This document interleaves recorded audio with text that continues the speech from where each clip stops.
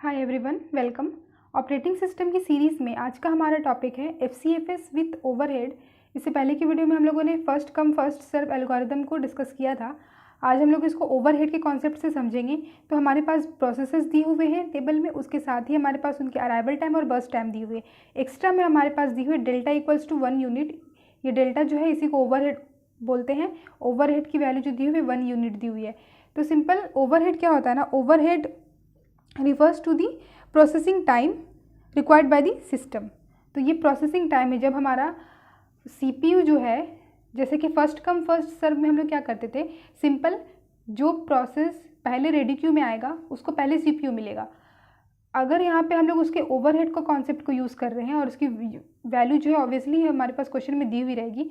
तो जो भी वैल्यू है CPU क्या करेगा, पहले प्रोसेस को जो भी आएगा उसको एग्जीक्यूट कर देगा। उसके बाद जो है ये जो ओवरहेड वाला जो भी टाइम रहेगा वो लेगा और उस टाइम को जो है कॉन्टेक्स्ट स्विचिंग के टाइम पे जो है वो हेल्प होगा, मीन्स शेड्यूलर उसको करेगा। तो the system will take extra 1 unit of time after the execution of every process to schedule the next process. Okay, तो यहाँ पे भी हम लोग गैंट चार्ट को ड्रॉ करेंगे और हम लोग अपना जो है CPU टाइम उससे निकाल लेंगे कि प्रोसेस जो है कब CPU में एंटर किया और किस टाइम पे जो है CPU का एग्जीक्यूशन उसका कंप्लीट हुआ। तो ओवरहेड का कॉन्सेप्ट है। तो सबसे पहले हम लोग देख लेते हैं कैसे गैंट चार्ट को ड्रॉ करते हैं। उससे पहले गाइस आप लोग वीडियो को ज़रूर से लाइक कर दीजिए और प्लीज़ चैनल को भी सब्सक्राइब कर दीजिए। तो अब गैंट चार्ट को ड्रॉ करने में एक कॉन्सेप्ट समझिए कि ये जो टाइम दिया हुआ है ना 1 यूनिट, ये क्या है, it is the time taken bye scheduler in context switching. पहला जो प्रोसेस आया तो ये क्या है ना, after execution of every process scheduler क्या करेगा, ये 1 मिनट का जो है CPU जो है गैप लेगा। तो जैसे कि हमारे पास रेडी क्यू में एक प्रोसेस आया और उसके बाद वो शेड्यूलर क्या किया, रेडी क्यू से प्रोसेस को रनिंग स्टेट में लेके गया। रनिंग स्टेट में प्रोसेस जो है एग्जीक्यूट होगा पूरा, क्योंकि ये नॉन प्रीएम्पशन होता है FCFS एल्गोरिदम। तो पूरा एग्जीक्यूट होने के बाद वो प्रोसेस क्या होगा, टर्मिनेट होगा। और जब प्रोसेस टर्मिनेट होगा तो यहाँ पे जो है दूसरा प्रोसेस रेडी क्यू से जो है एंटर करेगा।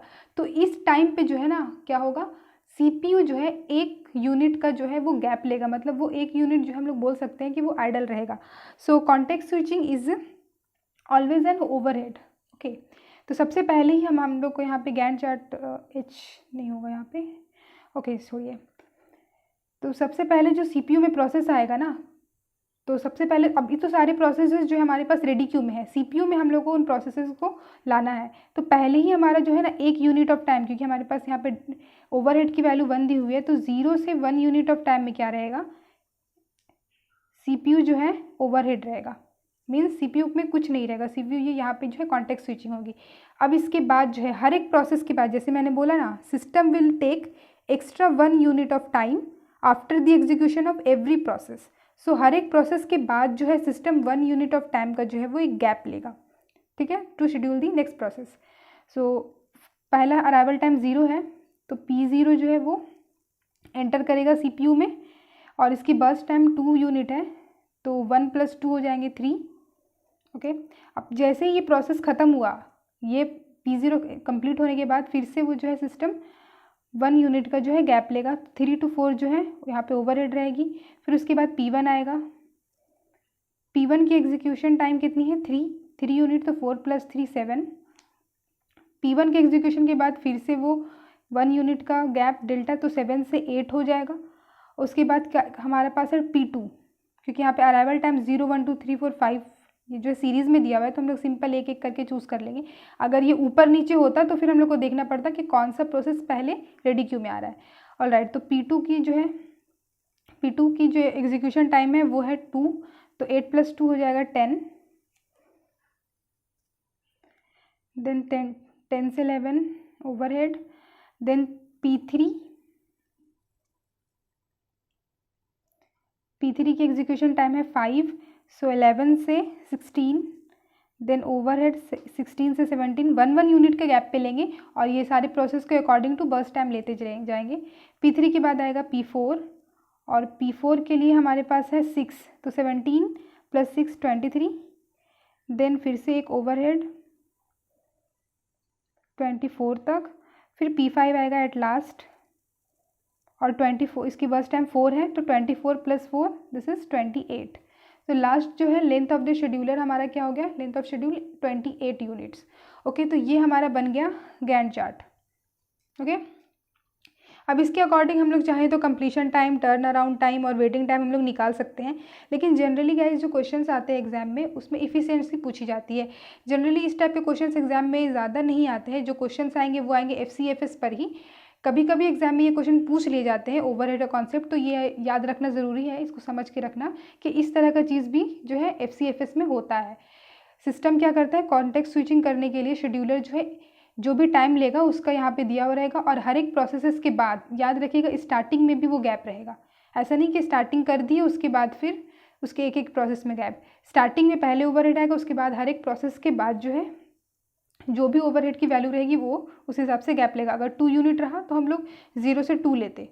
ऑलराइट, तो एफिशिएंसी यहाँ पे निकालते हैं। आप लोग चाहे तो इसकी turn around time, burst time, waiting time भी निकाल सकते हैं। सो यहाँ पे क्या है ना, अगर हम लोग इसको सिंपल FCFS से सॉल्व करते तो ये जो हमारा लेंथ ऑफ शेड्यूलर होता वो कम होता, ऑब्वियसली कम होता। ये 1 2 3 4 5 6 ये हमारा 6 यूनिट का जो है गैप आ गया है CPU में। तो समझ लीजिए इनडायरेक्टली कि CPU जो है 6 यूनिट ऑफ टाइम जो है वो आइडल रहा, तो इससे हमारा जो एफिशिएंसी होगा वो कम हो जाएगा। तो ओवरहेड का जो यही जो है एक बहुत बड़ा डिसएडवांटेज है।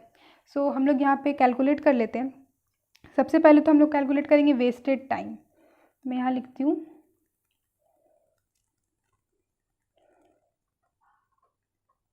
वेस्टेड टाइम क्या होगा ना, हमारे पास कितने प्रोसेसेस हैं, 6 प्रोसेस है इनटू ओवरहेड।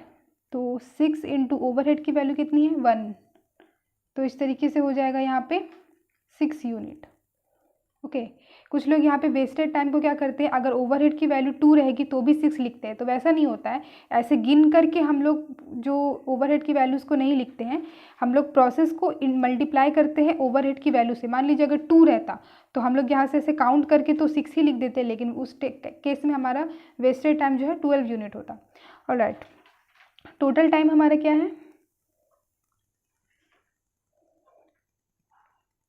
टोटल टाइम हमारा 28 यूनिट्स है। ये लेंथ ऑफ द शेड्यूल जो है वही हमारा टोटल टाइम हुआ। तो इस तरीके से हमारा जो है यूज़फुल टाइम कितना हुआ, टोटल टाइम में से हम लोग वेस्टेड टाइम को माइनस कर देंगे तो आ जाएगा हमारे पास यूज़फुल टाइम। ओके, अब इफ़िशियंसी निकालना है। सिंपल इफ़िशियंसी हम लोग कैसे निकालते हैं, पहले इनएफिशिएंसी निकाल लेते हैं। इनएफिशिएंसी इक्वल टू होगा वेस्टेड टाइम जो है, wasted time divided by total time. तो वेस्टेड टाइम कितना है 6 unit, 6 divided by total time कितना है हमारे पास 28। ओके, तो ये हो जाएगा हमारे पास वेस्टेड टाइम। अगर परसेंटेज ऑफ इनएफिशिएंसी बोला, अगर हम लोग इसको परसेंटेज में लेंगे तो यहाँ पे हो जाएगा इंटू 100%। कैलकुलेशन करेंगे, कैलकुलेशन करने के बाद जो भी वैल्यू आएगा तो ये हो जाएगा 21.42%। और इसी तरीके से अगर इफ़िशियंसी निकालेंगे तो सिंपल जितना वैल्यू आया उसमें से हम लोग 100 माइनस कर देंगे तो वो परसेंटेज ऑफ इफ़िशियंसी हो जाएगा। पर अगर यहाँ से हम लोग देखें तो उसको निकालने के लिए क्या करते हैं, वेस्टेड टाइम, इसमें क्या कहते हैं ना, इनएफिशिएंसी में wasted time divide by total time कहते हैं। इफ़िशियंसी निकालने के लिए यूज़फुल टाइम हमारा 22 यूनिट है डिवाइडेड बाई टोटल टाइम जो कि 28 है, इंटू 100% कर देंगे तो यहाँ पे हमारे पास जो है सिंपल वैल्यू आ जाएगी 78.57%। ओके, तो ये है हमारा FCFS विथ ओवरहेड का कॉन्सेप्ट। एग्जाम में ये बोल देगा कि ओवरहेड के कॉन्सेप्ट का जो है यूज़ करना है और उसकी वैल्यू दे दी रहेगी तो हम लोग यूज़ करेंगे। अदरवाइज जैसे सिंपल FCFS को यूज़ करके सॉल्व करते हैं उसी तरीके से करेंगे। एक बार और बोल देते हैं, ओवरहेड क्या है, overhead refers to the processing time required by the system. Okay, and this is the time taken by the scheduler in context switching. और इसकी वजह से हमारा जो है वेटिंग टाइम जो है सिस्टम का वो भी इंक्रीज हो जाता है, क्योंकि P0 को जो है, P0 का अगर वेटिंग टाइम निकालेंगे तो P0 का सिंपल अगर निकालते तो वो 0 होता, क्योंकि पहले ही वो CPU मिल गया। लेकिन ओवरहेड के कॉन्सेप्ट की वजह से वो 1 घंटा उसको वेट करना पड़ रहा है। CPU में उसको 1 घंटा बाद मिला है, यानी कि 1 बजे मिला है और 3 बजे वो कंप्लीट हुआ है। इस तरीके से काम हुआ। तो यहाँ पे जो है वेटिंग टाइम जो है प्रोसेसेस की वो बढ़ जा रही है, जिसकी वजह से सिस्टम का एफिशिएंसी पे जो काफ़ी इफेक्ट हो रहा है। एंड यहाँ पे इसको कॉन्टेक्स्ट स्विचिंग भी बोल सकते हैं। ऑलराइट, सो गाइज़, अगर कुछ क्वेरीज़ होगी तो आप लोग मुझसे कमेंट सेक्शन में पूछ लेना एंड वीडियो को लाइक करके चैनल को सब्सक्राइब ज़रूर से कर देना। Thank you so much guys for watching this video.